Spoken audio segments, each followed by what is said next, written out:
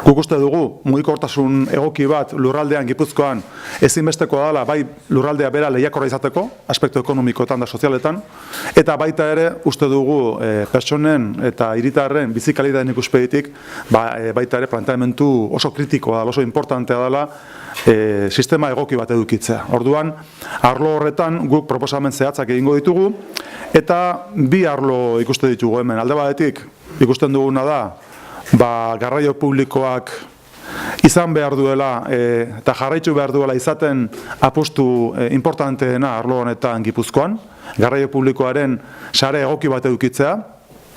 Gero baita ere, sare horrek intermodalitate planteamendu bat edukitzea, baita ere, esan nahi hor dauden garraio bide publiko diferenten artean, baina baita ere pribatuekin eta errepideekin nagusiki. Orduan, hor ikuste dugu sistema integral bat ezinbesteko dela.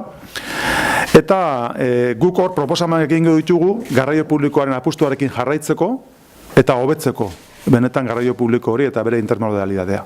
Bestalde, ikusten dugu baita ere, azkeneko 4 urte hauetan, Bilduren kudeaketak hutsune nabarmenak izan dituela.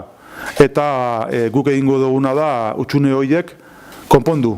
Eta beraz, eraginkortasun aldeko apustu bat egiten dugu baita ere. Uste dugu Bilduk bai deskargako errepideen ikuspegitik, eta baita ere errepideen finantzaketan ikuspegitik, urrengo legealdiarako utzi duela kontua, eta nik uste dut baloi horiek urrengo legealdiarako izan direla klasiko bat legealdi honetan, eta hau izango izateke eredurik importantenetako bat. Une honetan, gogoan daukat nik aurreko batean deskargako tunela pasa, eta ikusi nuenean hor bukatzen zela almen handiko, kapazitate handiko errepidea, hor ikusten da benetan Bilduren kudeaketa daukan porrota. Eta benetan ikusten da horrek eragin zehatza eta zuzena egiten diela bertako hiritarrei, bai Goierri inguruko hiritarrei eta baita ere Debagoienakoei. Eta oro har Gipuzkoar guztiari. Beraz, hutsunea daude eta horiek konpontzeko apustu egiten dugu.